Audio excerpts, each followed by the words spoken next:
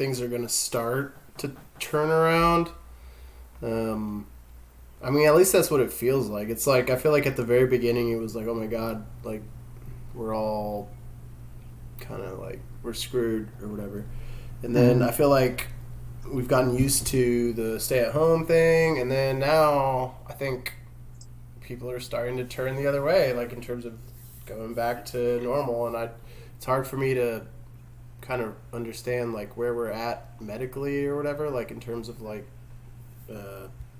cases and stuff. But I don't know. It seems like we're getting closer to the end of the tunnel, but I don't know if that's a good or a bad thing. Mm-hmm. So I don't know. I mean, whatever. Well, there's always the fear that it'll cause a second wave when people just start kind of interacting with each other again. Yeah. That's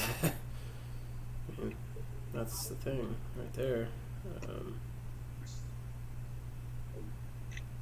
I can't tell if we're streaming or not. Let's see. Details. I think we're.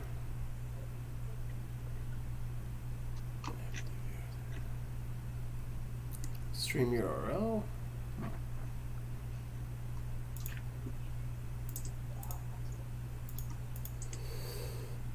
All right. Let's see. So yeah, man. Did you eat anything good today? Oh, it's me and you. Sorry, Yep. I didn't see that. I was looking at my phone.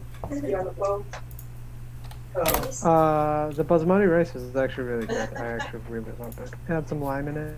Oh, really? Top notch, top drawer. And then I had spaghetti for lunch, which was okay. It was cold. Not all cold. A little cold. I'm just gonna let you know when you get on Chili's menu, mine's gonna be a 3 for $10. But then I'll tell you what I want. If you get an appetizer, you get an entree and a side. Looks like they're getting food.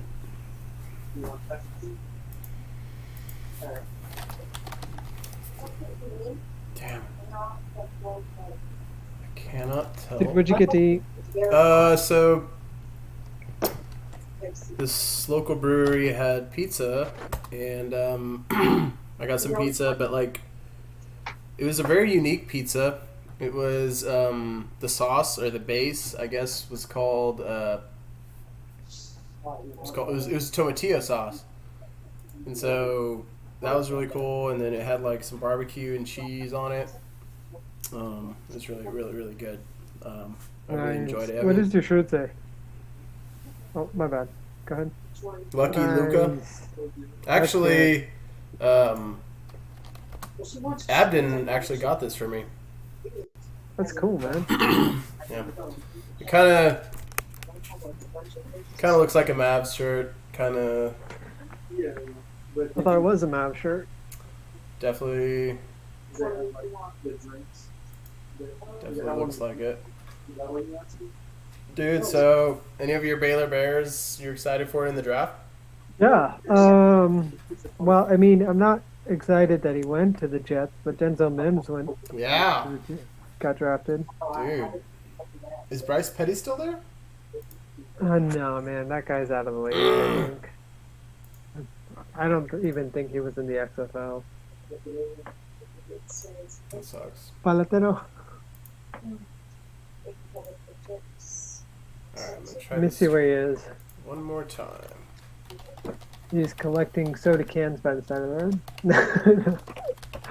It'd be fucked.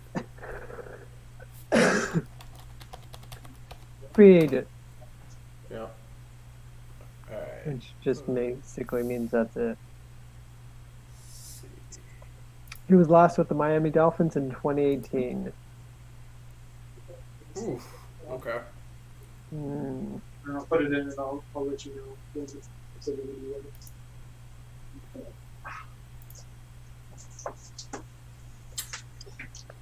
Released on the 25th of September.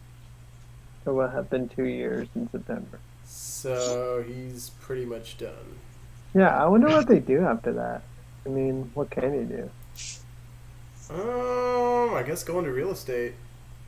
Yeah, I guess. Yeah, I guess. Dude, with your boy Ashton Ammons. Dude, you're right. Find out how to get your credit back on point. It'll yeet up your credit.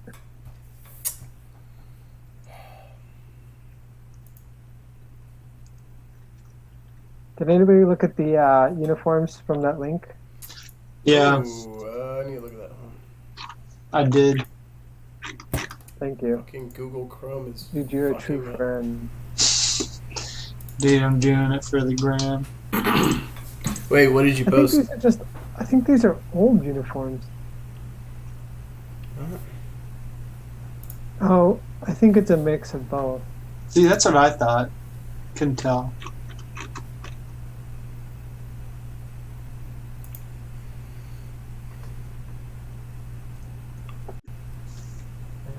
So Yeah. No stop. Alright, let's try this again. Oh, yeah. Yeah, no, we ain't gonna die. no, no, no. Alright.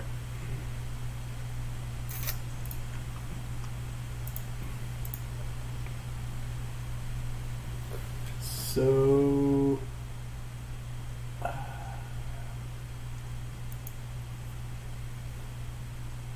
stream output audio. Gotcha. I don't know, man. I'm looking at the Atlanta uniforms again. They're okay. Which ones? The Atlanta uniform. Oh, dude, yeah, I love those. I mean, like, they're not traditional, but they're new, and I appreciate that they're new. I like them.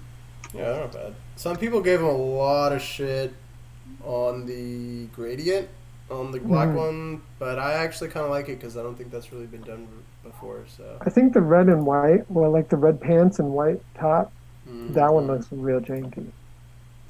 Yeah. They should have gone all red. Yeah. Okay, let's try this.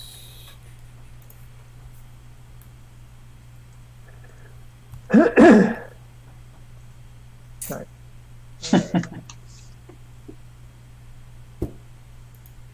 this works, let's see.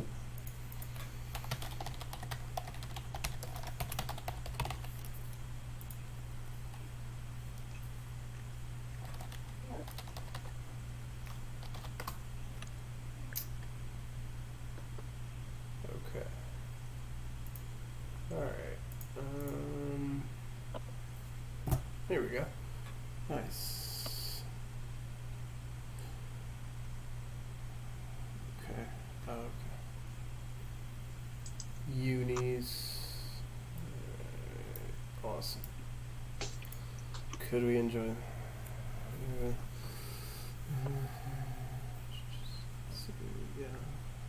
Sure. Dude, R.I.P. Kim Jong Un. Dude, did he really die? I don't think he's dead, but he's like pretty much dead. He's like pretty much dead. Apparently, he's in a vegetative state, according to. See, that's Well, that brings us to the conclusion of the first step. that's what I was thinking. You think Not he sure. would have gotten the best like healthcare? Yeah, but what is the best healthcare there? You know. Well, like I mean, not there. I feel like they would have secretly taken him to China or something like that. Oh, Mm-hmm. maybe they couldn't because of the COVID. Good point. Boom. Woj bomb. Dude. All right. Oh. What's the Woj bomb? What? What's the Woj bomb? That Kim Jong Un died because COVID. Okay, so it has been going on. Weird.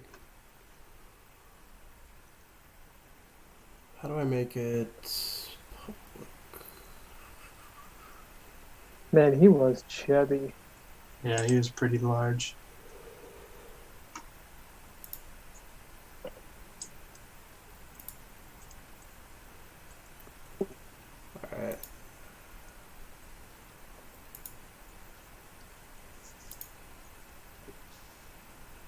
Yeah.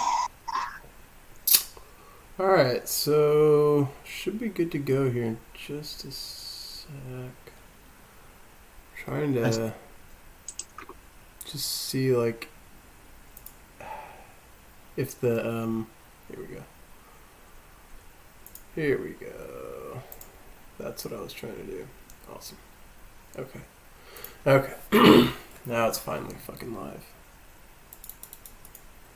I think it is. So yeah, I guess Cullen's out.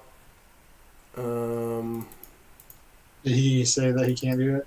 No, I just kind of figured at this point, which is fine, but yeah, I'm just thinking, where's the URL?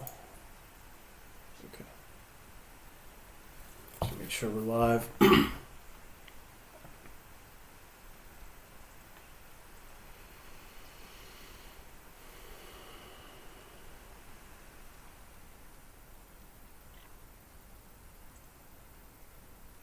Yeah, yeah. Just make sure we're live. Yep, we are live. We're live. Yep. And the audio is working. The last time we did this, I had my audio on twice. So, like, it was a really bad echo for anyone who's watching on the stream. So, this time, it's much better. Nice. So...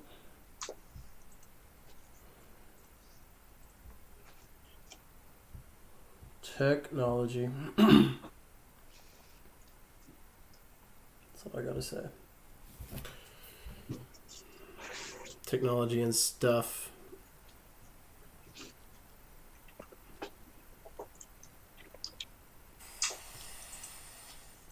Alright, let's share this link.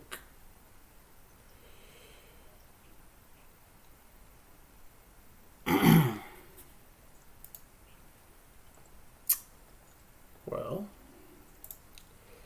Kim Jong-un is 5 feet 7 inches tall and weighs about 300 pounds. His BMI of 45 are extremely obese. Good lord. I wonder.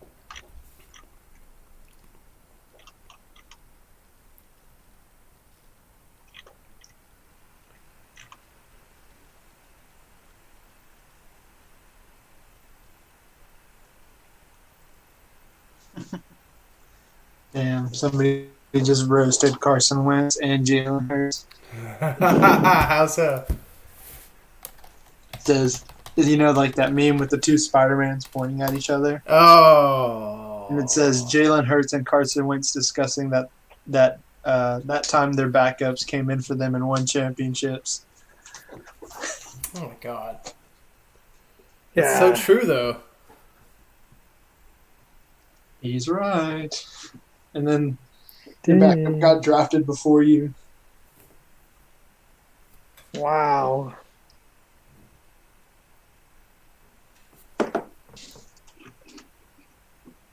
Alright, well.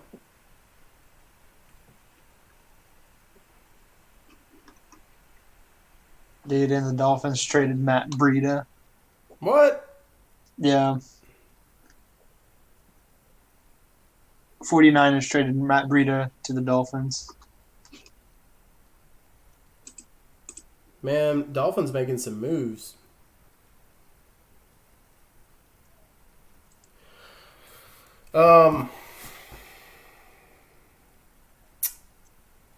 So I think. All right, so let's kind of outline our overall thoughts then, I guess, on the draft. I mean, did y'all like kind of the setup that they did? I thought it actually was not as bad as I was expecting it to be. Like, I actually kind of liked it better than the normal way. I don't know about y'all. Yeah, I thought it was fun. I thought it kind of gave it a different little twist. I thought it was good. I thought, like with many other things, like it turns out that you can do a lot of stuff from home now. You don't have to Yeah. do that anymore. I think this is like perfect example. I mean, they've made such a extravagant event of the NFL draft when I mean, you could easily do it. I'm sure maybe they don't make as much money doing it this way, but if you think about it, maybe they offset it with advertisements and whatnot. Yeah, Because I I don't mean know, man. they raised a lot of money for COVID because Right. they were that was like part of the deal. And like the other thing, I didn't really notice that much technical difficulties either. That was something I was really expecting. Like, okay, someone's camera is not going to work or connection, but it seemed like really everywhere, like from the players' houses to the analysts' houses to the coaches' houses, everyone had perfect reception or what you want to call it, connection, video quality. Mhm. Everything seemed perfect, as opposed to what happened in the horse thing that they had for the NBA, which was a complete disaster. I don't know if y'all watched No, that, no but joke. That was so boring to you. did you watch any of I mean, that? one coach in particular seemed to have like a really nice setup, if you will. Close to Oh, Coach Bro, yeah, of course, dude. Yeah, Yeah, that's what? the other thing. You get to see all these head coaches' houses. Like, wow, they're really rich. Dude, he looks like the son of an oil baron in that house. I mean, I'm Coach pretty Bro? sure he's pretty close to that. Yeah, I would say so. Okay. Well,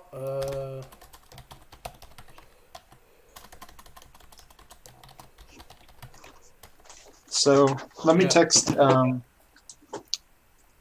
Ellen just to see what time he might be getting on. Because if he ends up getting on soon, we can always. yeah, that's fine. I'm just posting posting the stream.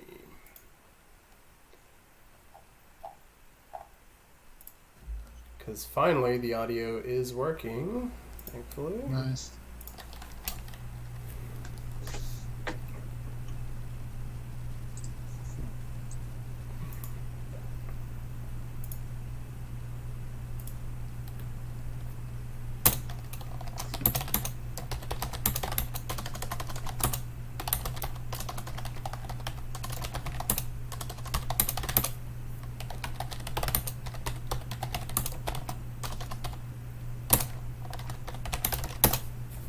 Alrighty.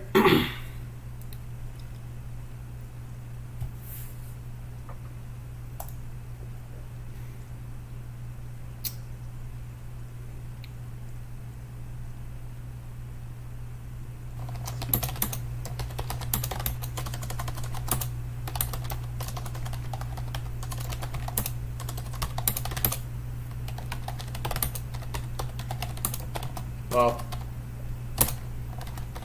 can really hear my. Alrighty. Can really hear my keyboard on Yeah. the stream. Same with the last time. I'm glad I'm actually listening to it this time around so I can see what I'm doing wrong. It just. I switched out the link for the uniforms to one that's just about new uniforms on that same website. Oh yeah, did you change the uniform? Because that link. That link was like both a mix of like old Yeah, and that new, was so like it was kind of hard. That was awful. All right, so let's. Oh, here we go. Nice sporting news. Perfect. I'm allowed to finish it up. So yeah, Pats, Bucks, Falcons, Browns, Chargers. Okay. Yeah. Well, let's look at this. I love football. Grew up. God, live video playing. Okay, so even the bonus with the Colts, they tweaked theirs. They didn't really overhaul it.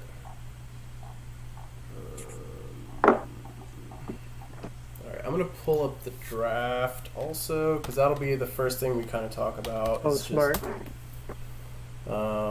We'll start just by immediate draft reaction.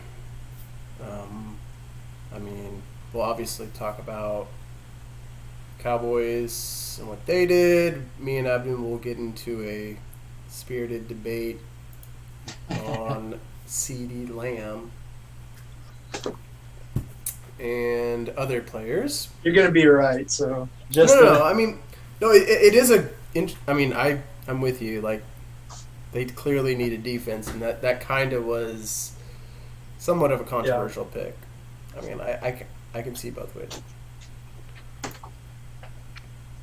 Okay, I linked it in the top, but this is just like the numbers, so it's not like any analysis. It's just Oh, okay. Okay. Cool. Yeah, that's a good one. Okay. And then we'll talk uniforms, and then so let's talk real quick about the college football thing. yeah. No, I'll take my time. Has anyone seen any talk about CFB news? Could we enjoy? Okay. So, what is the first bullet point there? Has anyone seen any old CFB clips and want to talk about? Yeah, that was what I was wondering. I don't really have. I don't know. I mean, I'm up for it, but I'm trying to think. What's the biggest thing with college football? I think for me, it's like, because they start before the NFL. Mm-hmm. So it's logical to assume that they're going to kind of be the litmus test, I guess, if to kick off and whatnot. Like that, there's so many moving parts with college football. Like I don't even know. Like Right. I was meaning more since like the draft just happened. If like any of the like clips might have like inspired you to look up like a YouTube video or two, just like player or one team or anything like that. Yeah. Well, certainly with CD. Yeah. I mean, I've pulled up all of his highlights, honestly. Really? Yeah. I mean, there's this one video that's 17 minutes long, and it's literally every touchdown he scored, and it's awesome. Oh, I'm about to look up that video. Hey, are we like live? I can't tell. Yeah. I'm sorry. Yeah. I think so. Oh, so this is like the podcast right now? No, we're not recording yet. We're on YouTube. Oh, But okay. that's about it. Oh, okay, got it. Which Oh, there's got no it. My one- bad. I thought it was like for the podcast. I was like, oh. No. I was trying to just kind of pregame / figure out like where we're going with each of these topics. Yeah, for sure. But yeah, so I like where you're going also with the what do we like about college football. That's a really good discussion because honestly, like let's just say that college football opens up with no fans.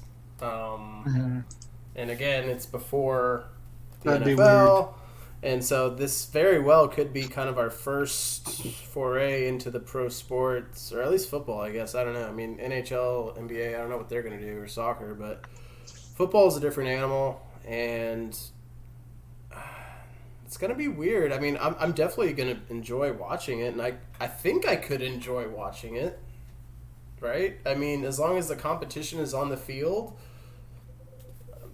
I mean, I feel like even if there's no fans, I would have to enjoy it. Like, I don't really have a choice other than to just They would force you. choose to ignore the fact that there is no fans. So, Yeah.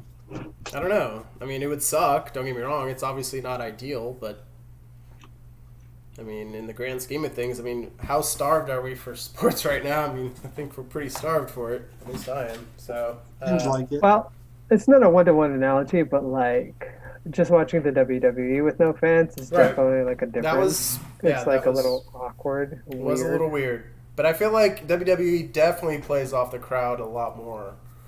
Yeah, for sure, because there's like chants and stuff. But Yeah, like, the crowd is very much a part of the presentation, I think. Maybe even But more just- so. like also thinking about it with college football. Well, I mean, I guess with any kind of like arena-based Hmm.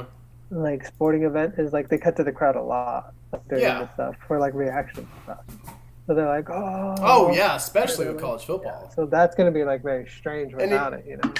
And you think about, the band and whatnot. That's also a part of it. Oh yeah, for sure.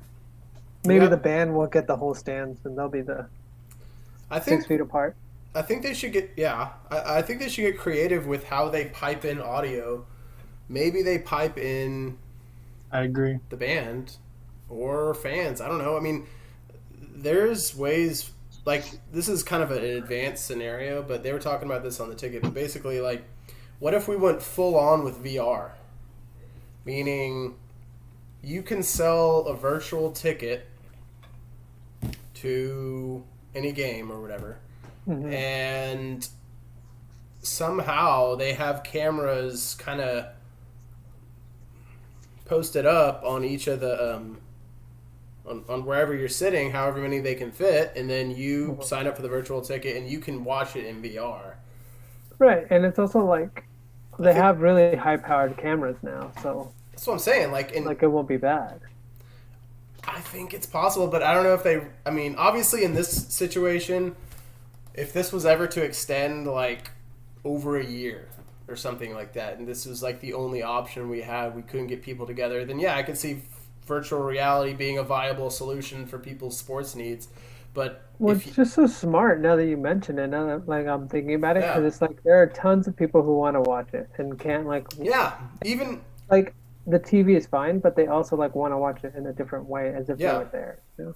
I mean, they did experiment with this, or the NBA experimented with this in the NBA Finals last year, and it was essentially, I don't know, like it was kind of you're kind of in one seat and you could kind of courtside see the game, but it was very limited, and I feel like they could expand upon that and do that not only for a situation like this, but maybe even after this goes over. The only concern is like if people actually start to catch on to VR, would that affect actual ticket sales and being there in real That's life? right.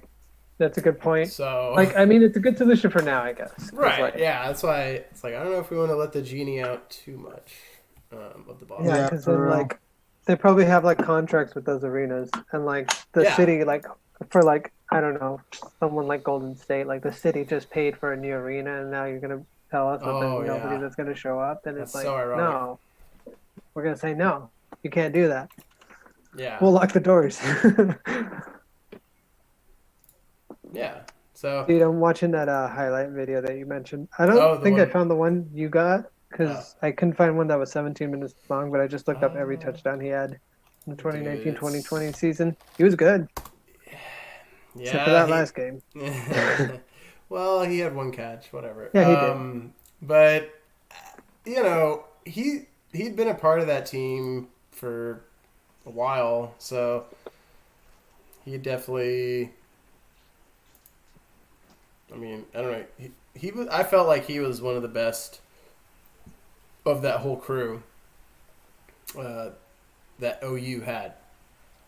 Especially with that showcase, because like you have Jalen Hurts as your quarterback. Say what you will Sure. about his driving skills, but Sure. No, I mean, Could hey, still get the man, ball to him. look, and that's another thing here. I'm gonna post the highlights that I was talking about here.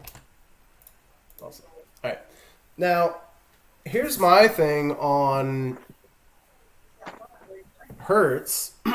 I think the Eagles really infuriated their fans a little bit with picking him in the second round. However, there is some thought that maybe they're going to use Hurts in a similar way that the Saints used Taysom Hill. Meaning kind of a hybrid quarterback, running back, receiver thing where you can line him up in any kind of like situation. The only problem with that is you're talking about maybe 4, 5, 6 snaps a game. Are they looking for a Carson Wentz insurance policy? Maybe. That could be the very well scenario, but I mean, I feel like they would have picked up a more established passer, like, in my opinion, Jacob Eason, or, I mean, there was like a few other ones that were there. It says a lot to me for the Eagles to pick Hurts that high. I mean, it's a second round pick, man. I mean, they must have bigger plans than just quarterback, is what I'm saying. Hey, that makes sense. I don't know. Kellen never texted me back. So That's all right. I say we just start. That's cool. All right, cool. Yeah, we gave him 40 minutes, man. No, that's fun. No worries. All right, so that's uniform, other sports. Okay, whatever. We'll keep the run sheet open in the background just to communicate on topics and stuff. Absolutely. And I'm thinking we can probably cut it off after gaming talk. Yeah, that makes sense to me. And just keep it there. I mean, that should be a nice, succinct podcast. And one thing I've also looked at is just looking at listens to our podcast. I feel like it's weird. We've had a podcast that lasted an hour and a half that got a lot of listens. And then we have podcasts that were an hour that also got a lot of listens. So, or our most listens, like one had 30, one had 30 also. So it's like those are... What? 30? I mean, I thought you were going to say something like 8. No, we've had one, our episode 3, for whatever reason, I don't know why. I mean, maybe I promoted it better, we promoted it better, I don't know. But it had like 53 plays. Nice. That was just randomly episode 3. I don't know. Like, I don't know if it was something. Was that the one that we did the interviews on? Might have been. That would make sense. It was 2 or 3. Yeah, it was definitely one of those because, yeah, it was 2 or 3. It may have been the third one with the interviews. Now that you say it, but okay, cool. So, all right, I'm gonna get my beer and then we can hit action on this thing. Cool. And then I have to hit record on my end too. Okay, cool. All right. Well.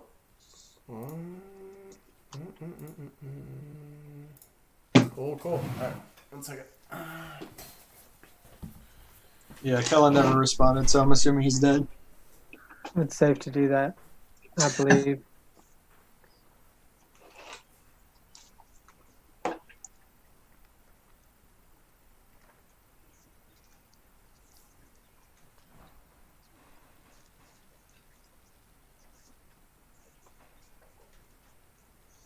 Oh.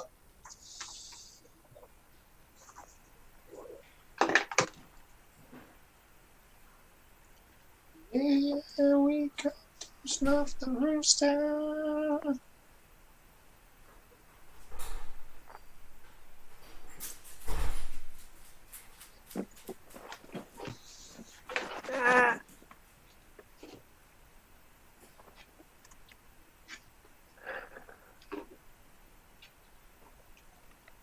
Dude, I'm looking up Jerry Jeudy highlights. That guy was amazing.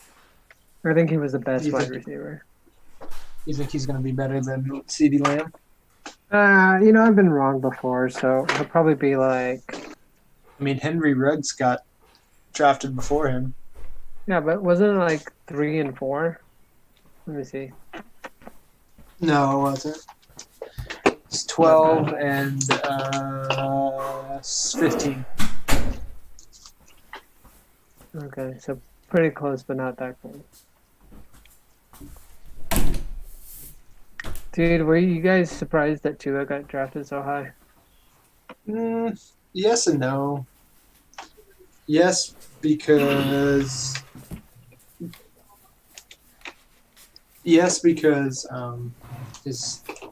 he obviously is the whole package. But his health stuff is kind of the thing that you don't know exactly how Well, that's what gonna... I'm saying. It's a pretty big question mark. Well, for drafting so high. Yeah, but these guys have the best doctors. They looked at him, I'm sure. With a microscope. They're not just Miami's known for the great draft picks, you're right. Fuck you.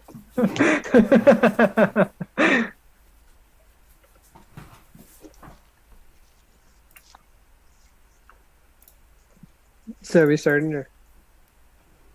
Yeah, hold on. Hey, do I sound okay? Yeah, you sound fine. Cool. Yep. Yeah, this is a new gaming microphone that I got, so I don't know if it's... You sound pretty clear, actually. This meeting is being recorded.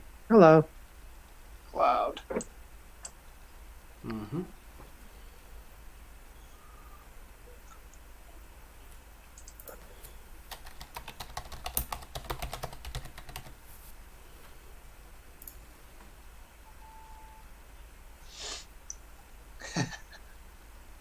Yeah, good. Yeah. All right. Welcome to SportsWave. Episode 2 of Corona update. Yeah. So how are y'all hanging in there? Well, this is... it's really kind of becoming the new normal, at least for me. I think for everyone else, too. I think the first few weeks of this thing, it kind of... It's definitely jarring and shocking, and how are we going to navigate through this? But now it's kind of turning into, well, this is just kind of real life now, and so you're just kind of condemned to the fact that you're just at home, and that's pretty much it. Although I guess there is some light at the end of the tunnel, so I guess that's hopeful, but I don't know. It's kind of just, I've kind of gotten used to it, honestly. Yeah, same here. I don't know. I kind of enjoy it. I know probably for Jose it's the most different because he's not at home. He's stuck in Texas. Yeah, but to be honest, I mean, I like Texas. I never disliked it, so, and it's just like it's nice being in like open space and seeing the sky, Wow, you're not an elitist Yankee. Well, not yet, not anymore. I'm a man of the people. Yeah, it's been strange, but you know what? I'm embracing it and playing a lot of Call of Duty, which we will get into later. Yeah, gaming has certainly become more popular nowadays. No surprise there. Yeah, I don't know. It's really just been kind of a... I don't know. You kind of discover things about yourself and what is important to you, like for certain people who may have frequented establishments, whether it be bars, restaurants, whatever, like you get conditioned to that type of lifestyle. I feel like now you kind of see what's actually really important, kind of. I don't know. It's like we've kind of all been able to mitigate this whole thing one way or the other. Now, obviously, there's a lot of people who are losing their jobs and whatnot. That's totally different. But like for people who haven't, their lifestyle is... You're finding new things in your lifestyle, I think. For me, at least, I'm cooking more. Just, I don't know. It's weird. And I also think, like, socializing, too. Like, now, whenever, like, we get kind of back to normal, like, maybe this type of socializing will be kind of a backup plan for if we can't hang out together or whatever. Or if we can't see each other, then... hey, let's do a Zoom thing or whatever. I feel like that will be kind of more in the mix than before. It was never in the mix. Like, no one really ever thought, like, all right, well, we can't all be in the same place. Let's just, whatever, we'll do it next time. Whereas now it's like, okay, we could do something like this, Yeah, it's like we have to. But, I don't know. I like it. I mean, it's not the most preferable. I still like to have, like, birthday parties and stuff. But, right.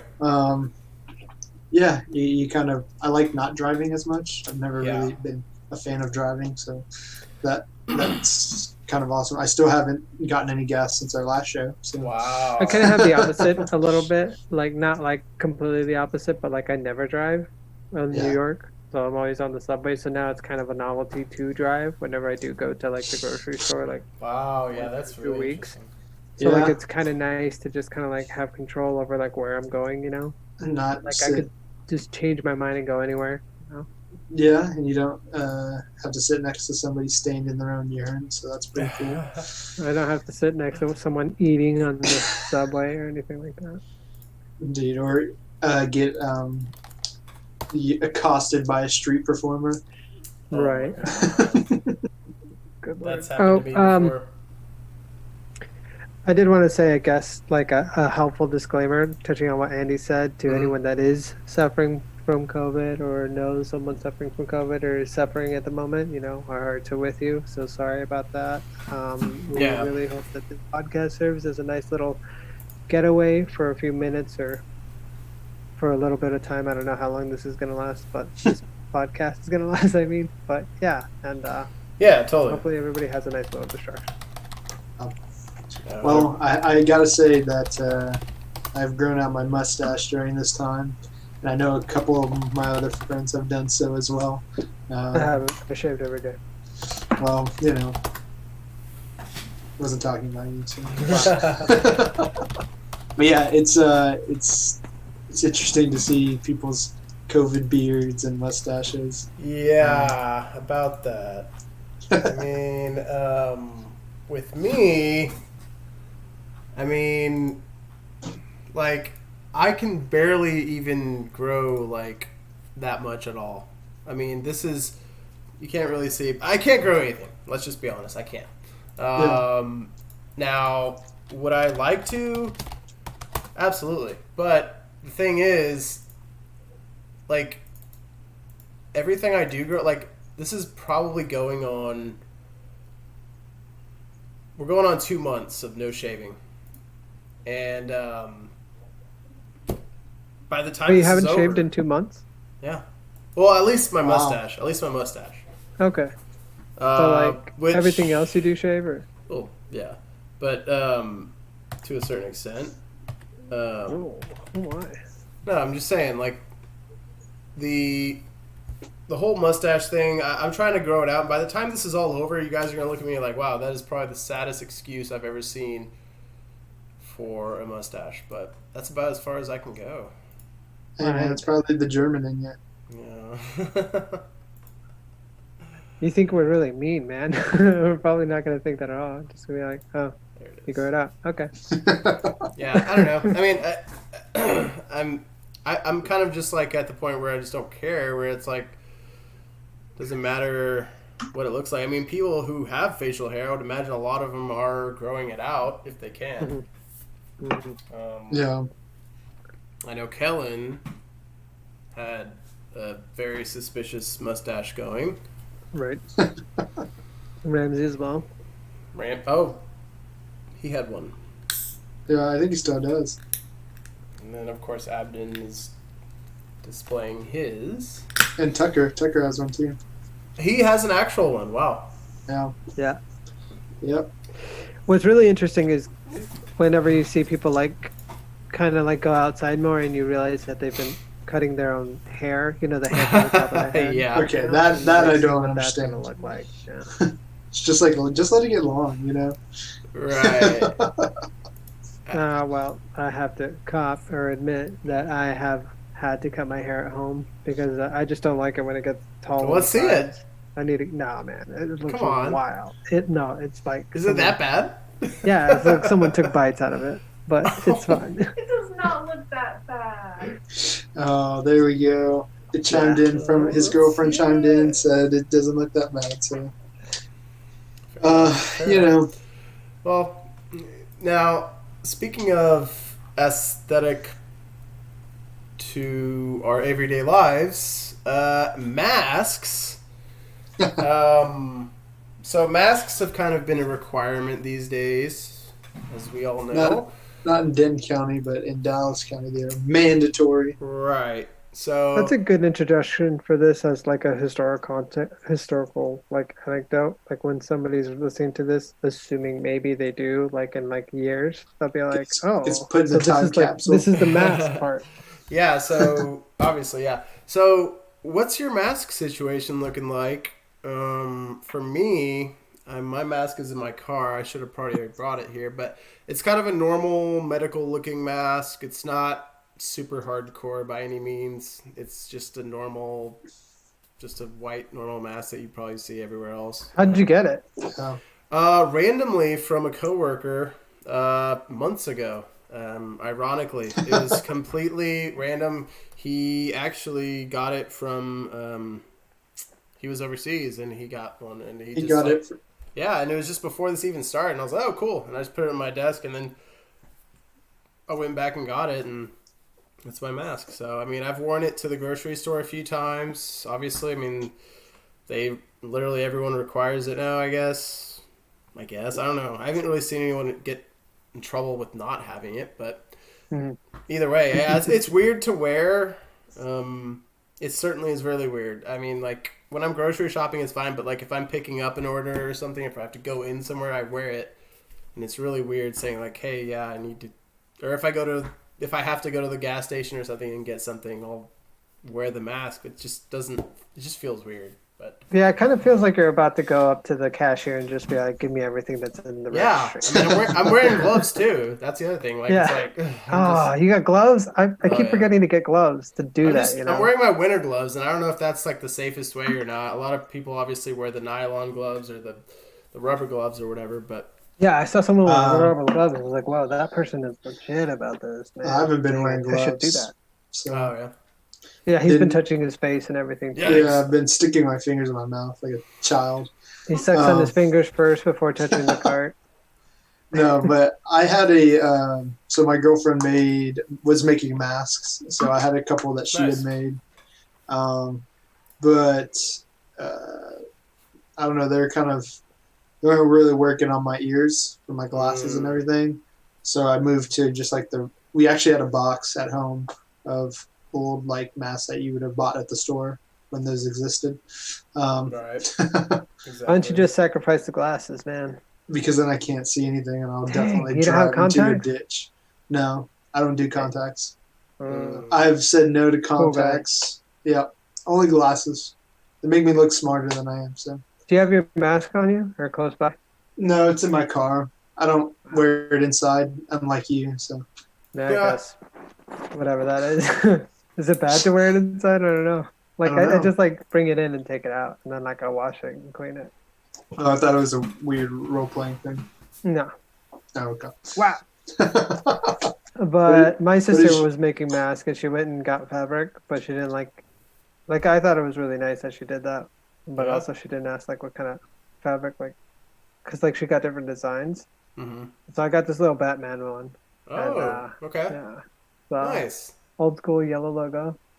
And then nice. I also have this little Star Wars backup. Dang. I know, right? Hey, you got two. Yeah. Look at you, Mr. Moneybags. Yeah, and here's this one for for Olivia. So, little ladybugs. There you go. Wow. Well, there we go. We gave you the mask rundown. Yeah, it's great for audio medium. I mean, last thing on masks. I mean, do y'all think like that's even if we get back to normal, quote unquote? Do you think masks are going to be part of the kind of thing now, just like seatbelts were back in the 60s and 70s? Probably. You think I mean, at least for a short while, not forever, but Yeah. I don't know. So yesterday I went to Target to buy FIFA. Nice. And sounds like an essential item. It was. I had to get hand soap as well, okay? So while I was there was a guy, and in Denton County it's not quite mandatory yet to wear them. And this guy was just running around the store eating chicken out of a box and just being obnoxious. Wait, what? Eating chicken out of a box? Yeah, like he had like a Chicken Express or like Chick-fil-A or something. Yeah. Okay. Just walking around, just putting his hands in the chicken thing and just being a dumbass, essentially. So, yeah, I think that we need to make it mandatory everywhere, personally. Yeah, I mean, for now, I just think it's just, you have to do that. But I just wonder, are there going to be those types of people whenever it gets back to normal like that will still wear it, Yeah. Yeah. I mean... Well, people wear them now. Yeah. Or, like, wore them before to some extent. But I was mostly people that were kind of used to it, Yeah, I know in the Asian cultures they use them a lot. Right, and usually that's, like, for, like, smog and just... pollution. Bad air, pollution. Yeah. Well, keep wearing your masks, keep social distancing, whatever. Washing your hands. Wash your hands. Not touching your face. Injecting Do it all injecting yourself with bleach. bleach and hand sanitizer at the same time. Not do that. Please do not That's do that. exactly what our president told us to do. Pretty sure that last episode, maybe I can't remember if I made the joke or not about if we just drink some hand sanitizer, we might be fine. But that's pretty much what our president told us to do. So yeah, so get you a couple squirts in that Purell, a shot. Well, basically, yeah. So yeah, But there has been actually some major sports that's right things happening. I know that we're mostly talking about Corona, but we got our first taste of sports in the form of the NFL draft. Man. And we got to see a lot of people's houses in the bat room from Jerry Jones' yacht, which was real fun. The bat cave. Did you see that thing? Yeah. Yeah, the Bravo Eugenia. The Bravo Eugenia. Yeah, I mean, the draft was such a welcome distraction.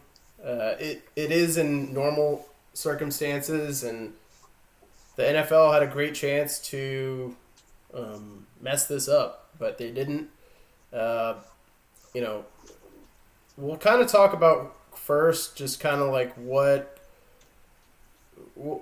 happened. Obviously Burrow was the unanimous number one pick. Everyone kind of knew that was going to happen. You had your everything. Cincinnati. Went to Cincinnati, hometown kid. I think everyone kind of saw that coming.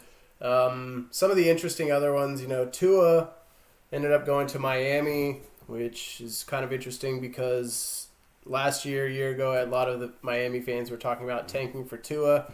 As I recall, I think Mario, who came on our show earlier last year, said those exact words. And so he did, and they got him. They got their man. They got their guy, and check the archives, folks. He did say that. It's somewhere. But I think Tua is. I don't know. I don't know what to think of the guy. Honestly, it's similar to how I thought of Kyler Murray last year. But this time, we have a hip injury with Tua. So I think he'll be good. I just don't know what to think with him, just because of the injuries. I think he's definitely one of the best quarterbacks. It's just I have no idea what he's going to turn into. Is he going to be great? I don't know. Yeah, I don't know. I think he definitely has the assets. As far as internally, he has all the tools, so he has the chance to be a great quarterback. But sometimes some quarterbacks unfortunately fall victim to the terrible team that they've been drafted by. Yeah. They don't get any help. They don't have an offensive line, so that your career can easily be turned into injury plagued. Yeah. And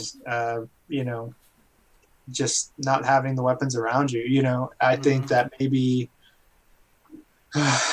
somebody like Matt Stafford is a good comparison. He's obviously a good quarterback. Yeah. But he's never really had a supporting cast to help him. No. Aside from Calvin Johnson on that example. For 1 year. Yeah. Yeah, I mean, with Tua, but I mean, even as you go down the draft, there was a lot of interesting things that were happening when Henry Ruggs III went number 12 to Las Vegas, not Oakland.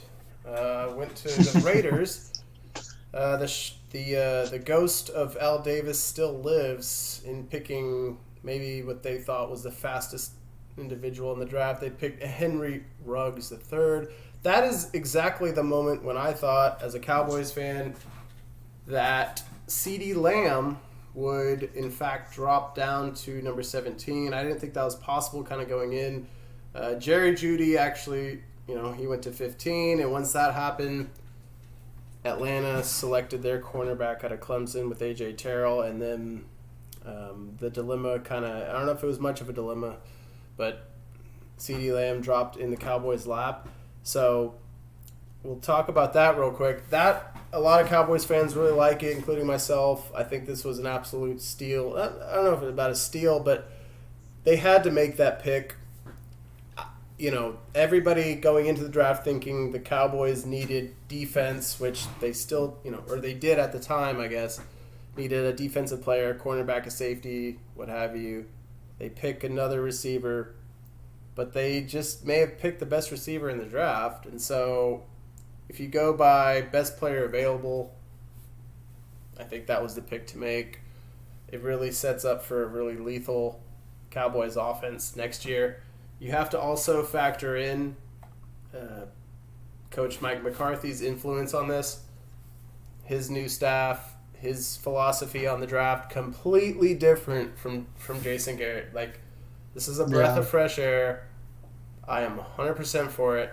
And if you look at some of the things, or some of the players that they drafted in the second round with Diggs, and they kind of made up for it.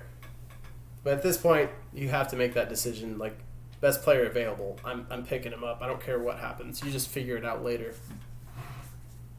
Yeah. So I think that he was definitely the best player on the board. But I kind of am under the impression that they would have drafted for need. They just signed Amari Cooper to a long-term deal. Michael Gallup has been kind of coming out, Sure. I would say last year was his coming out season, minus the injury, unless there's something there that we don't really know about. No. But I honestly thought that they were either going to take a lineman or a linebacker or cornerback, just based on Travis Frederick retiring, right? Kind of out of nowhere. And then, they don't really have any corners. Right. I couldn't even name any of them right now. So, I just thought maybe the fact that they didn't draft a linebacker is good because that means that most likely Leighton Vander Esch is going to be healthy for the next season. Yeah, I don't know. Jose, what did you think of it? Well, I mean, you guys know that I was a big fan of Jerry Jeudy, so I think but of course he wasn't available by then. Right. That being said, I think it's still notable to say that it was a bit of a shame. I was a huge fan of the guy. He did a lot of good stuff. I was just kind of looking at, I think the pick of the Tyler kid from Wisconsin was pretty interesting for Dallas. I mean, I know they have Joe Looney right now, and since Travis Frederick just recently retired, wondering how they were going to go there. That's a good observation. Yeah, I mean, I was thinking the same thing. I mean, they did draft a center from Wisconsin. I think there's going to be some interchanging parts on the offensive line now. I mean, especially with Frederick gone, you'll have Looney, you have Connor Williams. You could move him somewhere too. So I think, and then McGovern from last year. Right. We didn't really see much of him. So hopefully they're developing talent, or they have developed talent. Yeah. Not to mention, I mean, with CeeDee Lamb, you look at the guys and you look at the players that were under, or you look at the teams that were under the Cowboys in the draft, and you look at the Eagles at 21, who desperately needed a receiver, and you know they were probably thinking about trading up to getting CeeDee Lamb once he fell to 17. Of course, the Cowboys wouldn't answer that call, but you think about passing on him, and then who knows? Eagles pick him up at 21. Next thing you know, you're facing him for the next decade. Right. They did get Jalen Reagor from TCU. They did, and he's a prospect. I just think good prospect for sure, but I think they're definitely miles away in terms of just, I don't know. We don't know anything right now. Obviously, they're not. We don't know how their NFL careers are going to go, but I think CeeDee Lamb, I think he could have been a top 10 pick. I don't know. I don't know. I don't know about that. I mean, dude, Henry Ruggs III went. I think top 15 for sure. Maybe top 10. Maybe if he was 10. But. Yeah. What I do like about CeeDee Lamb is his after the catch ability. The yak. Yeah, he's got a lot of that what Dez had Sure. in his prime. Sure. And I think he will be a great player. I just was kind of surprised that they went with a wide receiver when they seem to already be kind of stacked at that position. But Yeah. if he can change the game, by all means, I think that some people think that he's going to be one of those type of generational wide receivers. I'm not sure of that, maybe. but we'll see. I definitely think he has the ability to do that. I'm just going to be very curious as to how Mike McCarthy is going to use him and work him into the offense as far as the Cowboys go. And who knows? What if he turns out to be really awesome and they don't need to re-sign Michael Gallup, or they don't need to Amari Cooper anymore? Maybe you can trade and get something else. That would be they're going to come up to a decision at some point. If you think about when Gallup's rookie contract goes out, you'll still have CD on his rookie, and then you may have the first couple years of Cooper's new deal, but you're going to come to a decision one of these years coming up where you're going to have to pay somebody or let go of somebody. So it may be Gallup. It may end up being Gallup, but who knows? I think for me, the biggest takeaway for me is from this entire draft, really, at least the early rounds, is that position players on the offense still are important, if not more important, in today's NFL, meaning wide receiver, running back. And granted, mainly wide receiver. Like, I think I posted this in our chat. There's 11 wide receivers taken in the first 50 picks.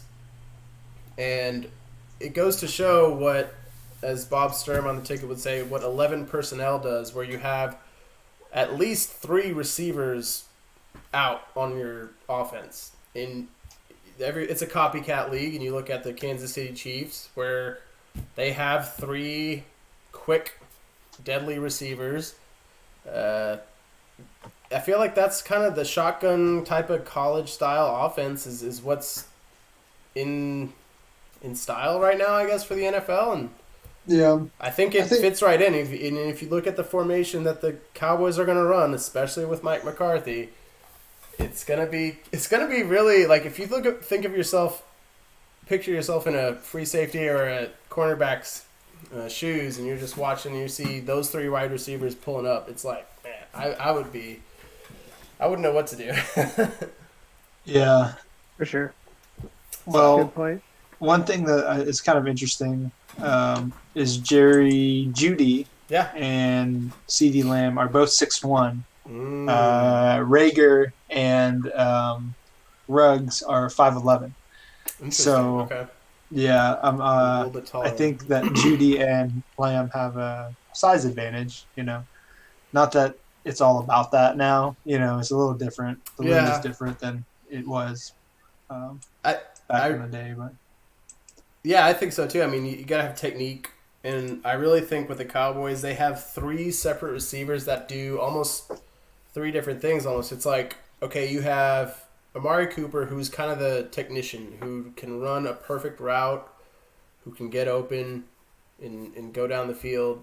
You have CeeDee Lamb, who we're all expecting to be the game breaker type of receiver, kind of like DeAndre Hopkins maybe, or something like that, just a guy who can switch the field wherever he goes. And then you have Gallup, who he is a little shorter than them, but he's kind of a strength type of a receiver. I think they have the best of both worlds, really. I mean, I think it was good. I also think, too, could they have picked Kalavion Chase on? Yeah, probably. That, I don't know if he was he there? yeah, he was. He was 20. 20. Yeah, so it's like, for sure, but I think they're going to build the defense, and they did. They got the guy out of Alabama. They got Diggs in the second round, which I thought was good. They did address some of their O-line, stuff with that trade that they ended up doing. I guess it was in the 3rd round, maybe. So that kind of addresses some of the stuff that I was, talking about earlier. Rightfully but so, you know, sure. that was going on in my head at the time, but now I can kind of see which direction they're going. But yeah, the next 3 picks after theirs were areas of need. Yeah. Offensive lineman, cornerback, Corner. linebacker. Austin Jackson went to Miami. Damon Arnett to the Las Vegas Raiders. Mm-hmm. And then Chase on. to Jacksonville. But kind of shifting away from the Cowboys, Sure. something I thought was interesting. Well, 2 things. Quarterbacks were very heavy, obviously. Quarterbacks and wide receiver in that first round.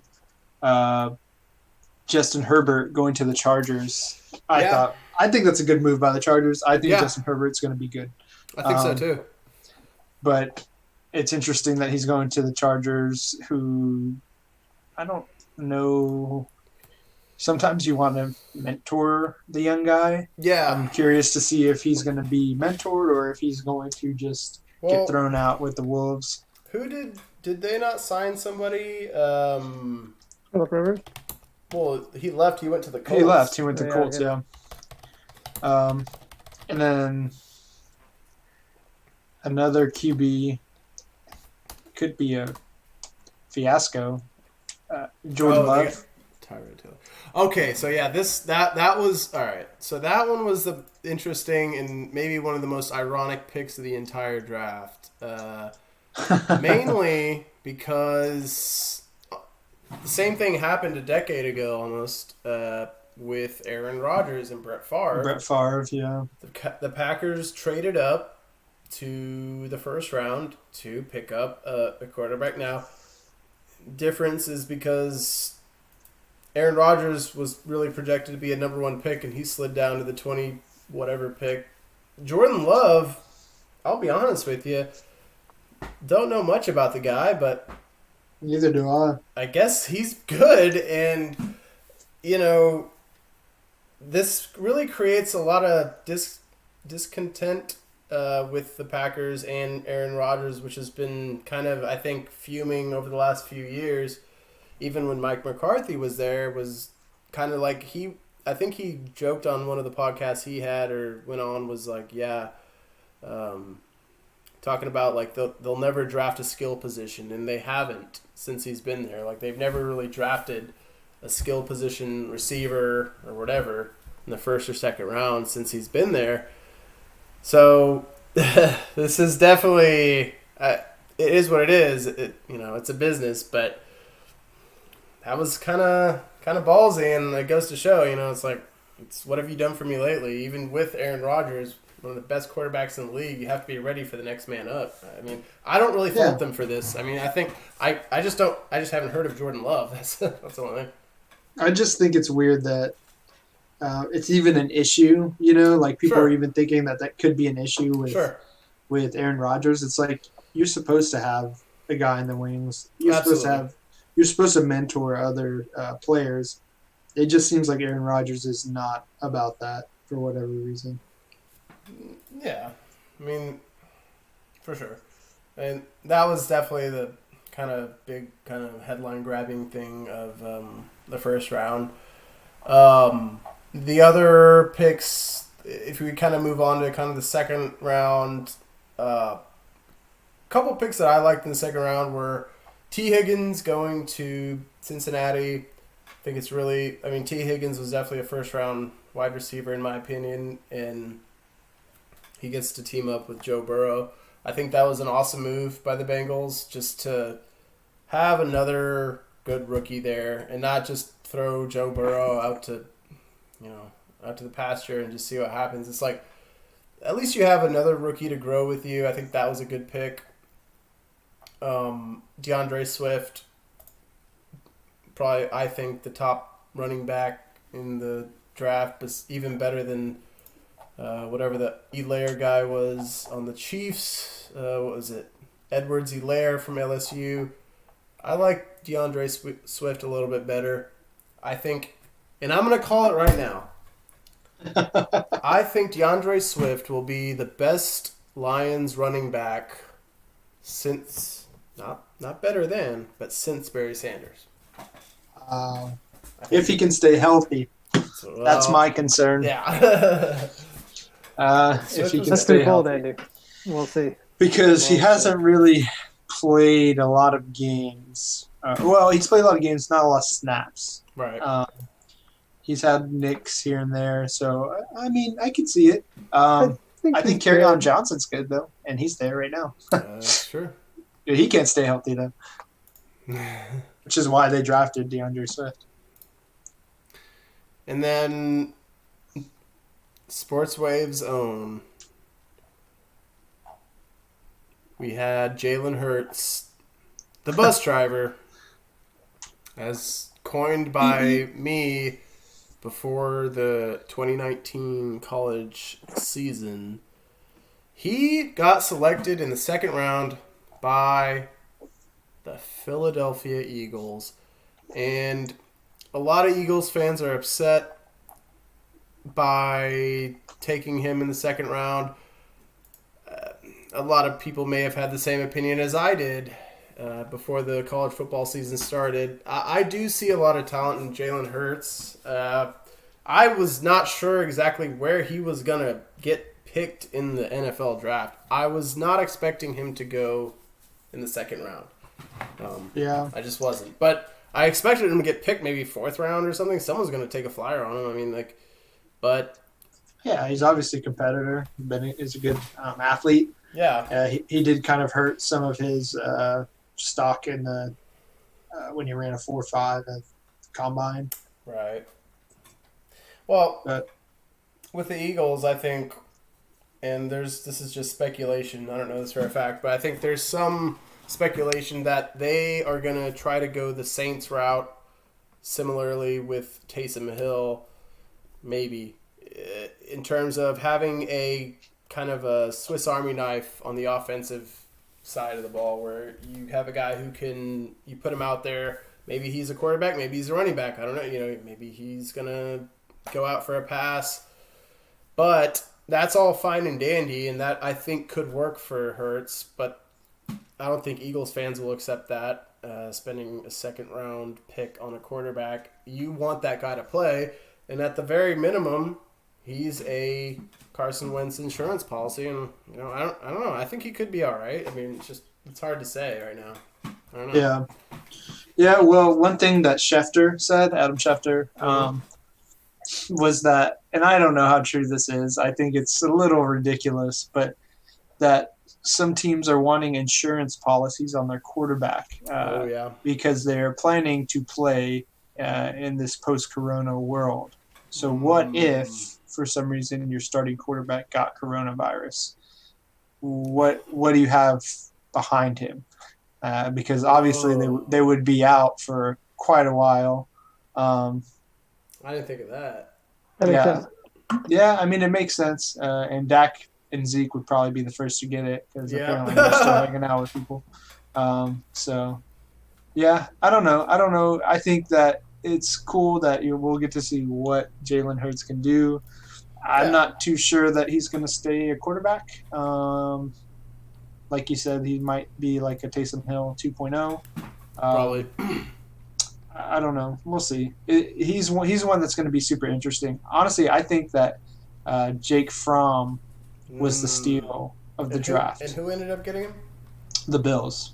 Oh, wow. Yeah. Okay, that's interesting. I didn't even know that.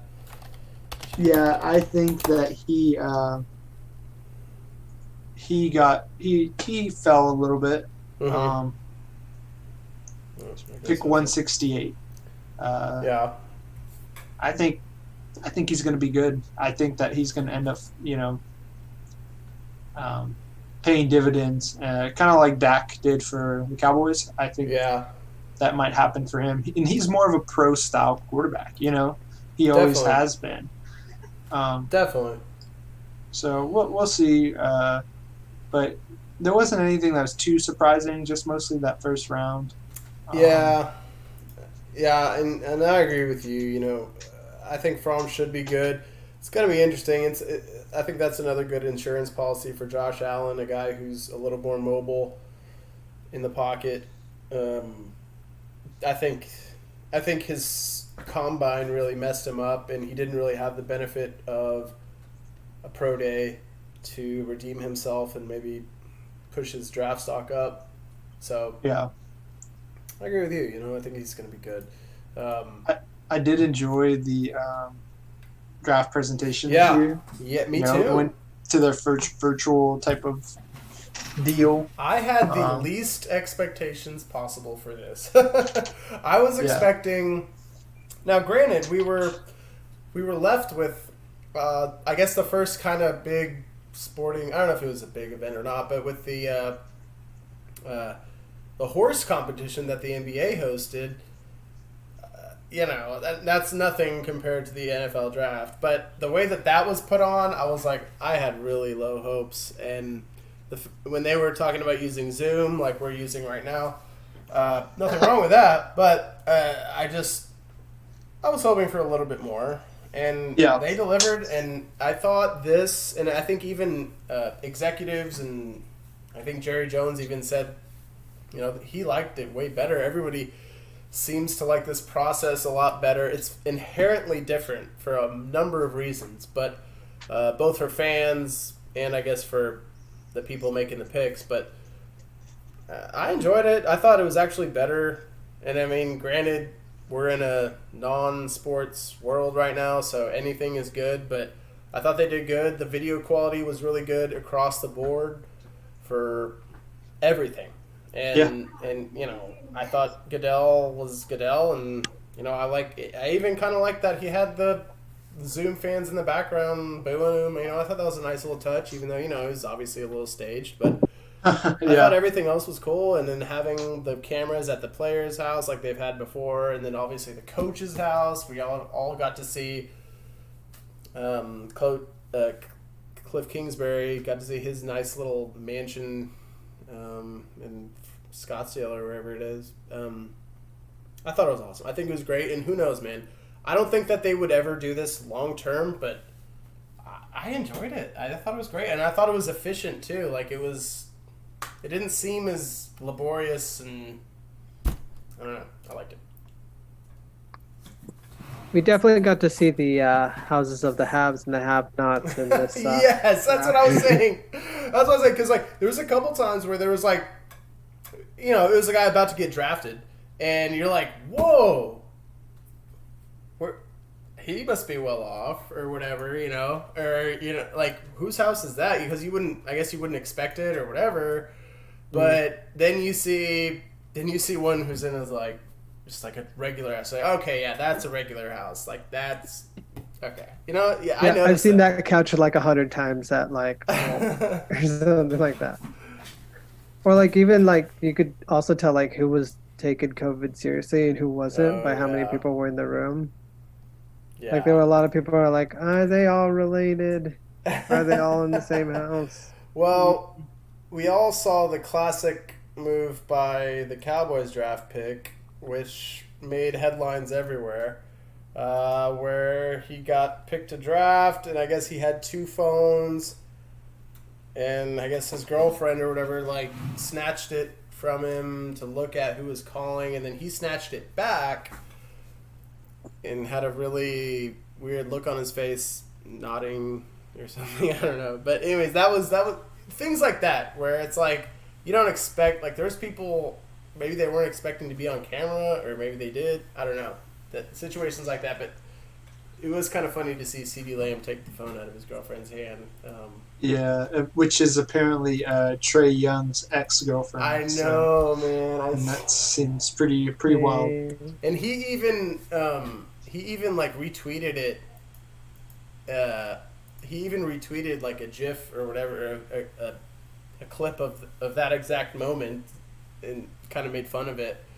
So, I guess that's like, you know, star athlete problems that we can't. Yeah, for real. We can't really relate get to. a multi-million-dollar contract. Do you think they had to set up the prospects had to set up their own like webcam stuff themselves? Like, do you think they got instructions or like little video cameras from the? I read somewhere that they were going to send people to their houses and get that set up for them. Yeah, like I'm sure ESPN, NFL, whatever, they sent however many people they needed to get there, set up, and get going. Because it was not a Zoom call. Like, it was clearly like an actual. Yeah, there was somebody there shooting that with the camera. Yeah. So. Yeah. Also, Draft was Cliff awesome. Kingsbury's house is insane. Yeah, it's like if I wanted a house to look like that, like boom, like that's exactly what I would want. So yeah, I mean, I thought it was good. I think they should definitely keep it going in the future, or maybe not. I mean, obviously, like they go to locations now and they're making a big spectacle out of it, but I thought it was good.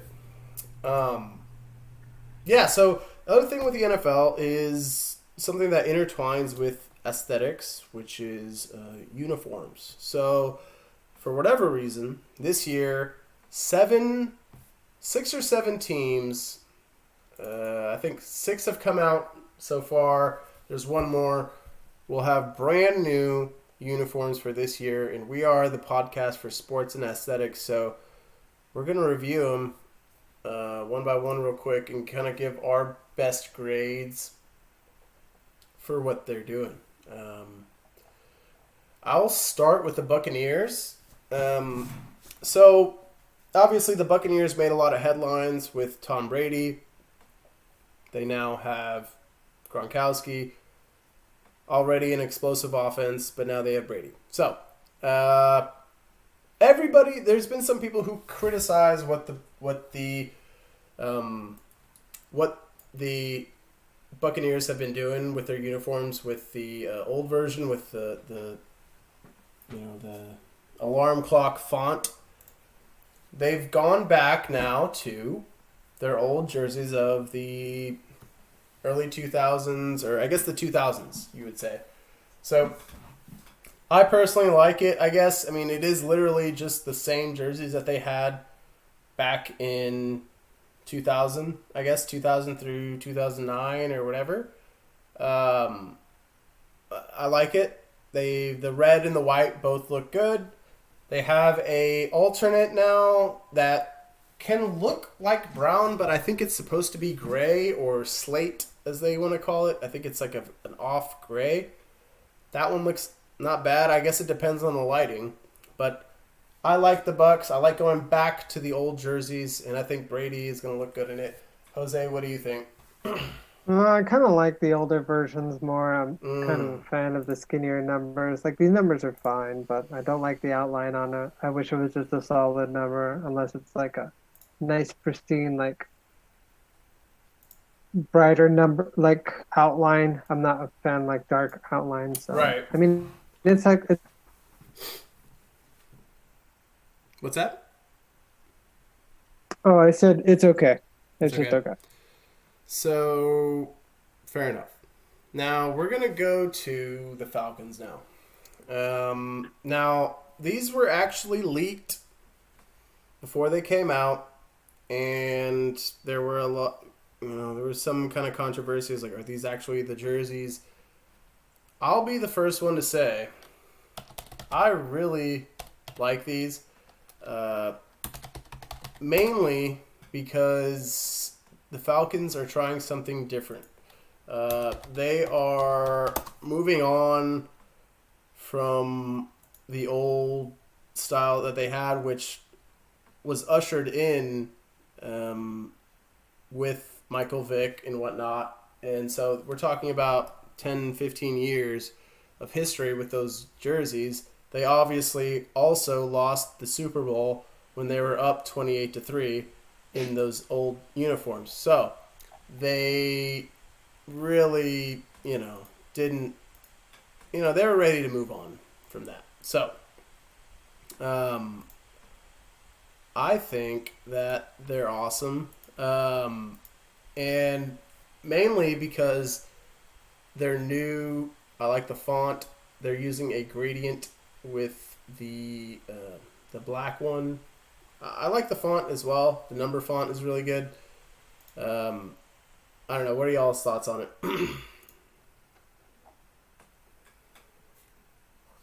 Well, I mentioned previously, off mic, that they have this white and red mix, like a red pants, white uh, top that I think is Oh just yeah, I have it just pulled up here. awful. I'm a I'm a bigger fan of like the black top and the white pants with like Yeah, the black socks and the solid white and the black, but everything else is just it's just all right.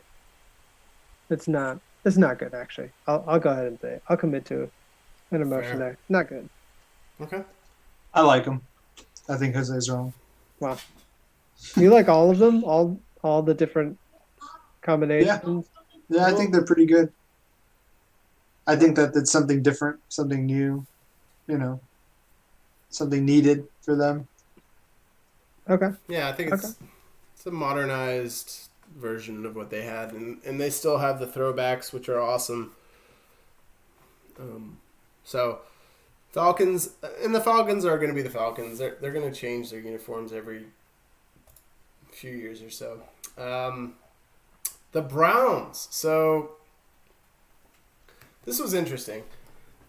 They kind of took a similar note or a similar page out of the Tampa Bay Buccaneers book. So they basically went back to what they had before their uniforms that they had currently. So I think these are standard Cleveland Browns jerseys. I've never been a fan of the Cleveland Browns color scheme, brown and orange and white, but I guess this is one way you make it work. Their last jerseys, I think, clashed a little bit with like the brown and the orange, and it just didn't look right. So I think they're good to go back to this style, a more basic approach. But I really don't have a good opinion about it. I've never liked the Browns uniforms, so I think this is just a slight improvement from before. The only one I really like is the all white. Mm-hmm.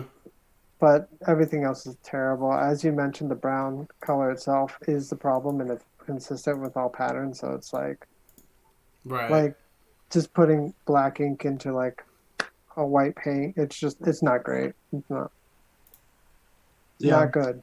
I'm on board with you. I don't really care for them. Uh, they weren't good before, and they're still not good. I just think that they need to do a revamp of that whole image. I, right. I think they can need to commit more to the orange and to the white as opposed to Yeah, the brown. I think the brown should be like very, very back receding, like it's only on like the helmet. That's it. Maybe the shoes. That's it. That's the Browns. So the Patriots, another kind of subtle change. This one's weird. I mean, I guess since basically that, you know, the dynasty is kind of coming to an end. Brady's gone.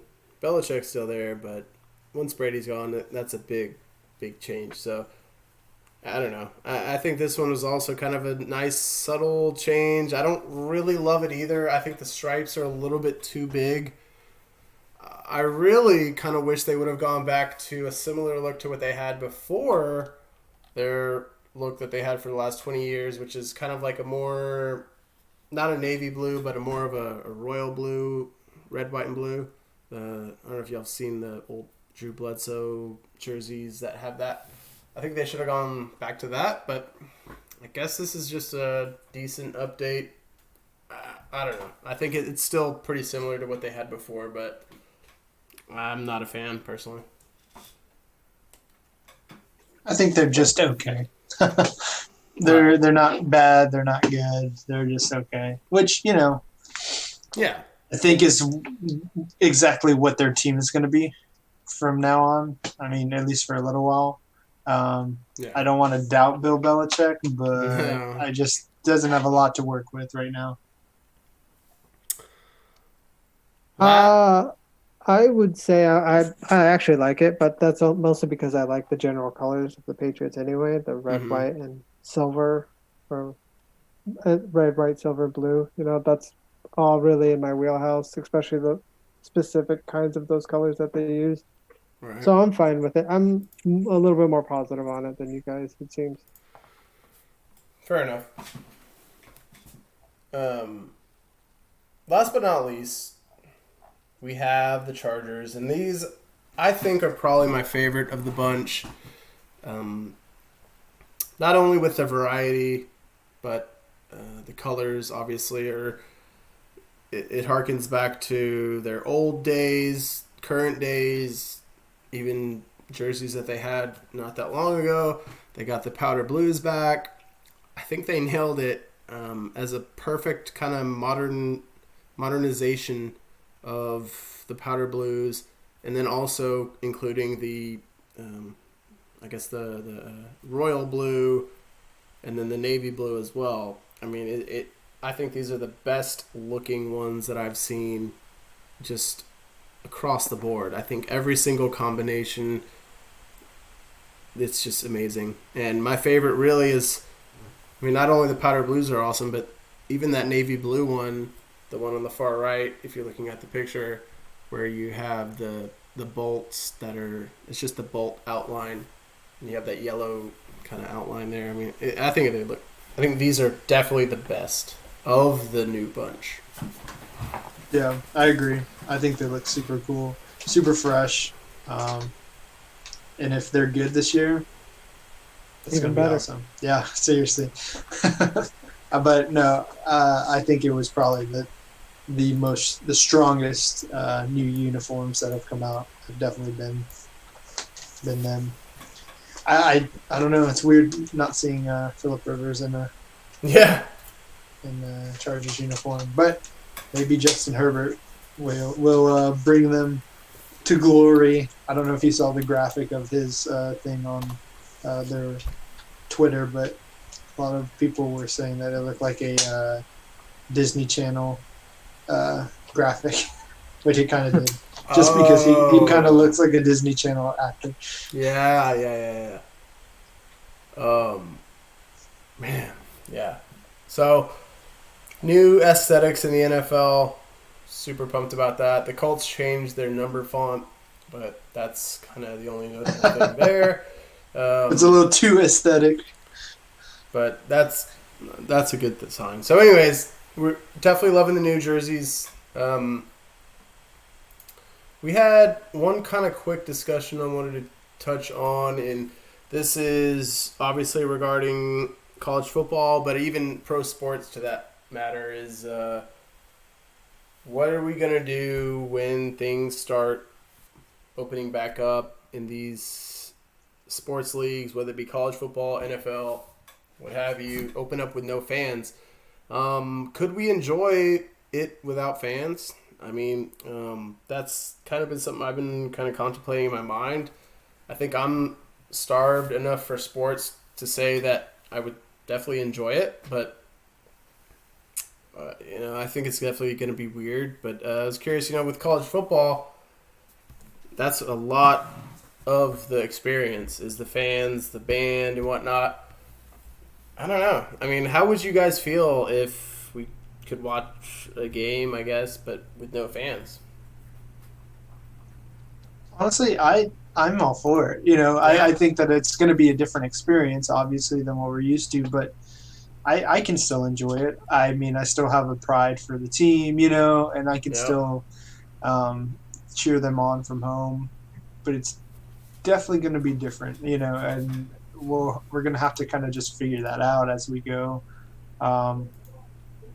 It's even if NFL is like that too, Yeah. I think it still could be enjoyable.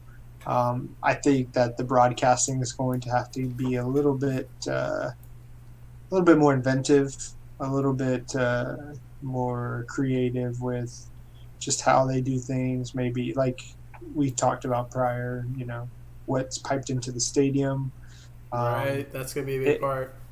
But yeah, I think it'll be cool. It's just going to be real strange not having crowd noise. That would be the biggest thing that I would kind of trip me up. I agree. I think, like you said, they're gonna have to find new, interesting ways to like broadcast it. Specifically, when I'm thinking is like camera angles, like focus mostly on the game and not having to cut back to like the audience as much. I think like they're also going to be a little bit more careful with the wide shots when it comes to like the big throw. Maybe not illustrate the crowd or the stands in that case as much, Right. like with kickoffs and stuff. Because like I don't know about you, but like if you guys have ever watched like maybe one of the lower leagues or Tuesday games, like when like fewer people are in the stands for like Right. a maybe late season game where there's not really as much on stakes. It looks odd without any people in the stands. It looks a little weird, and Yeah. it just We kind of gotta, makes it a little bit less than just because not a lot of people are there. So it's like if they're not there, then why am I even watching? yeah. Well, Not saying that will be the case since like y- everybody will be empty, but you got to remember we're UNT fans. We're used to nobody being in the stands. That is a very harsh but true statement. Yeah, I think kind of what I was saying earlier is just like college football is going to be the real litmus test, I guess. It's going to be the real first sports event, I think, to get back going. I don't know. I feel like NBA and NHL and soccer, for that matter, they're gonna take this break and just cancel the last season. I think college football is going to be the first one where people actually care. That people actually are like, okay, we want to see if this goes right, because the way that the college football goes is probably how the NFL is going to go, and everyone loves the NFL. So I'm curious to see how it actually goes. Definitely open to having no fans there, even though it'd be weird. But I just want sports, and I'll definitely be able to enjoy a football game, even if there's no fans. I mean, it's gonna be weird, but I'm ready for it, and I think that might happen. I really do. I think that's gonna be the reality. So. I mean, it's also interesting because the thing that we haven't like mentioned is that when it comes to college football, the C is pretty big, and that they're tied to colleges, So like it kind of depends on like what like state. Yeah, that's true. Yeah, that's a bring down really and what good kind point. of guidelines they mentioned, because like if students can't come back to the schools, then like that's pretty much it. You can't really have college football without the college students at all. Yeah. And like not saying that like You're right. you can't have empty stadiums. It's like these athletes are quote unquote like college students still, so like they can't be on this campus and there's no college sports. Yeah, it would be hard to justify that, especially with the whole pay-to-play type thing. Exactly. Yeah. Yeah, I could see how that could be an issue. But Yeah. CFB is gonna CFB, so Yeah. they're gonna figure out a way to get that tax slayer bull money. Oh, You got gosh, it. dude. Gots to. I can't imagine. Yeah, so honestly, beyond actual sports during this time, we have had a lot of time on our hands. So obviously, we've started to game a little bit. A lot. A At least lot I have. of other people as well has been doing the same thing. I think the video game industry is one of the few industries that are actually really enjoying this time.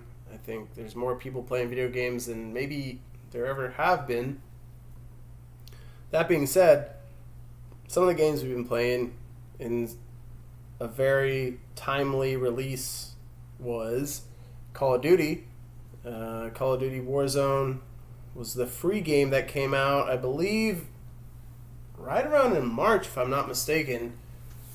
I'm And not 100% sure. I think it is definitely pre-corona. I feel like it was right before it. But either way, that game has caught on like wildfire, similar to how Fortnite came out on the scene as a kind of a free-for-all type shooter, battle royale style. And a lot of people have caught on to it, including myself. I'm pretty new to it, but Abden, some of our other friends, Kellen, and really everyone else that I know, Ramsey, have all been playing this. So it's really been a communal type thing where you basically team up and you try to win whatever the battle royale is. I don't know, but basically it's been the game that most people have been playing. I like it in terms of it's a lot more realistic than I thought it would be, and it is difficult, but it seems to catch on like wildfire, man. I don't know. Yeah, very fast paced. I've been playing way too much of it. Yeah. But that's the thing with me, Yeah. I like to be competitive. I always have been, my whole life. So when Right. I started playing Call of Duty and was just getting absolutely destroyed very quickly. And I was like, I don't want to play this game unless I can actually Same. compete and be Same. like somewhat good at it, Hey. And so I've been logging, I don't even know how many hours, but way too many. And been watching, tutorial videos on YouTube and strategy videos. And I won for the first time a trios game with me and a couple of other friends. And it was very satisfying, I have to say. But it goes from 0 to 100 in like 2 seconds. And it is crazy action packed. And it's, Really? it's pretty insane. And honestly, it has turned me on to Twitch. I never really messed with Twitch. I never had an account until I started playing this game, and I just noticed that people were playing it online. So I was like, you know what? Let me check this out. So I started watching people play on Twitch, and it's been fun, and I enjoy it. Hopefully, post Corona, I'm not so into this game. Maybe doing other things, but man. I'm right there with you. I think Twitch has really become a nice entertainment option, I guess. It's like I was with you, whereas like I thought, okay, Twitch was just for people who want to stream themselves playing a game, and who would ever want to watch that? And turns out quite a few people would actually. Yeah. And now it's such a different. It's like a whole community now, and it's very similar to YouTube.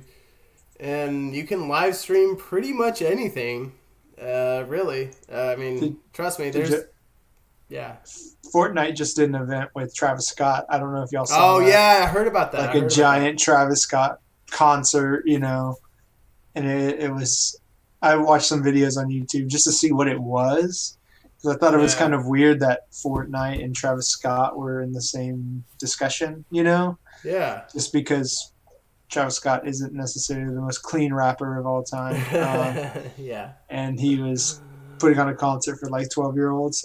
Yeah, that was weird. But either way, it's like everyone can Twitch. That's the other thing. And there's even random games that you can play that me and Abden have at least played, which is like a marble race where basically someone's hosting the stream and everyone, if you're popular on Twitch, I guess you have 100 people watching, for example, and they all basically tag themselves into this race, a marble race. They don't have to do anything. They just watch the marbles go all the way down this crazy-ass course, and then they win. And I don't know what is so satisfying about that, but it is, and it's just fun to watch. I think it's fun to watch more than anything. Yeah, and it's, and Twitch has those channels like that. Like, it's not just video games. Like, there's other stuff, like other random stuff, like people just cooking, and like there's a lot of different things. Yeah, I was scrolling through it just a second ago, and there were concerts, and just almost like podcasts, like what we're doing now. People discussing certain things.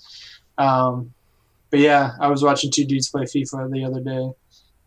They had some type of tournament going, so that was kind of fun. But yeah, Twitch is kind of fun, and I don't know how often I'll use it post Corona, but right now I'm enjoying it. Let's put Twitch in the title of the podcast so we can bump up the SEO. That's actually not a bad idea. Well, it's been good. Glad we're all still alive and healthy. Shout out to Kellen. I'll use this last segment. This isn't really a segment, to just shout out local businesses that we know and I'm just going to do it real quick on some that I've wanted to at least shout out to anyone else who's listening. Only because I have recently consumed some of their products. So number one, I'm going to talk about Vector Brewing. They're in the Lake Highlands area in Dallas/Richardson. I didn't even know they existed, but if you look them up, Vector with a V, Vector Brewing Company, they have awesome pizza. I just had one with tomatillo sauce and barbecue sauce, and they have brisket on top of it. Probably one of the best pizzas I've ever had. I'm probably going to have another slice after this. Was fantastic. And their beers were both really good too. Good job to them. Pickup and delivery, obviously you order it online. The other one is Good Friend Package in East Dallas. They're really good at sandwiches. Hit them up for the best sandwich you've ever had in your life for lunch, and then also the best breakfast sandwich you've had in your life either, because they have awesome biscuits. Everything is cooked to order. It's just fantastic. They sell beer too. Shout out to Good Friend Package in East Dallas off of PV Road. Look them up on Facebook. They're really good. I don't know if anyone else has any other ones that you want to shout out. Yeah, I mean, those that you shouted out were pretty good. Armadillo L here in Denton is really good. Always a staple. Unfortunately, a couple of days ago, their coffee shop is permanently closed. Well, I guess it's not them. Their name is Cryptozoology. Oh, yeah. But they definitely added, an element to that space that will no longer be there. Right. So shout out to them. It was really good while it lasted. Armadillo Ale, though, is still open, I believe. I think they're going to stay in the same space, so there'll be some remnants of that. Not much else, honestly. Spiral Diner. Nice. All vegan.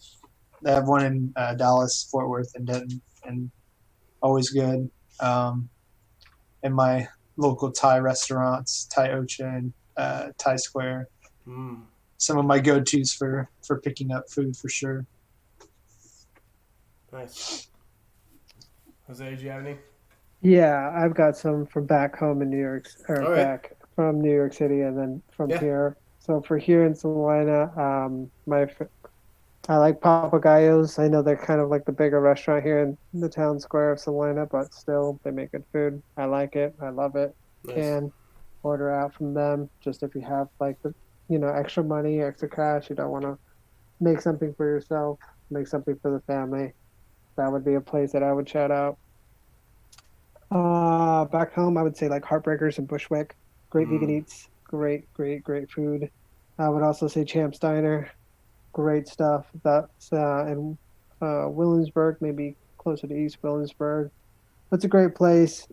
Delicious food if you can. And if you're in New York City and you're close by, that would be a great place to order from for delivery. I think they're still doing delivery now. So, and everybody stay safe. Nice. Awesome. Got a little flavor of NYC in there. Yeah, shout out to anyone in NYC that's listening to us. Yeah, let me know specifically. Yeah, and then go hang out with him. On the... I didn't say that. Yeah, guys, it's been good. Yeah, it's been good, dude. Something tells me that we might have another COVID episode before this is all said. Yeah, we'll probably have one more at least Potentially. before things go back to normal. I mean, slightly to normal. My prediction, this is just my prediction, I think we will start, I feel like the 4th of July will be the unofficial point of release in terms of people getting back to normal. That's just my prediction. I don't know if it's right. Well, I'm not saying it's right or wrong because I don't really know what the future holds, but I think that is what's going to happen. I think they're setting up for that. I hope that I think that would be the earliest time for something like that to happen. But we'll see. I mean, it seems like we're turning the corner, but I guess there's really no way to know. What was the date you said, Andy? 4th of July. 4th of July. Yeah. I mean, hopefully by then, right? I would hope so, but that's what I'm saying. Like, I feel like we ease into it, meaning, like, next month we start slowly peeling it back, and then June, and then July it'll be like, I don't know. We'll see. Yeah, it's gonna be. It's definitely gonna be a little bit. I mean, that's still quite a ways away. Yeah, April, exactly. May, June. It's still like two months. A month away. Yeah. 2 months away. Hopefully we can get back to some normalcy by then. I think so. But yeah, I think we will probably have at least one more edition of COVID Yeah, for sure. Sports Wave. Yeah, for sure. Check us out. If any of you were able to find us on YouTube, thanks for joining us. We'll definitely be posting this again. This one will actually probably be posted on our YouTube channel finally. Last one, the audio problem, there were some audio issues. This one seems to have worked, so we'll go ahead and post this on our YouTube channel. Thanks for tuning in. And yeah, make sure to follow us Instagram, SportsWave Pod, Twitter, SportsWave Pod as well. Hit us up. We'll try to be more active on those mediums whenever we feel like it. But keep it aesthetic. Keep the aesthetics going. Stay safe. And just be yourself. Wash your hands. And wash your hands. Wash your hands. Wear a mask. Cough into your elbows when you don't have a mask. And learn how to cook. It's a great skill that everybody needs. Hell yeah, man. Well, hey, thanks, guys. Really appreciate it. Yeah, it's been good. This will keep rocking in the free world. and jam it out.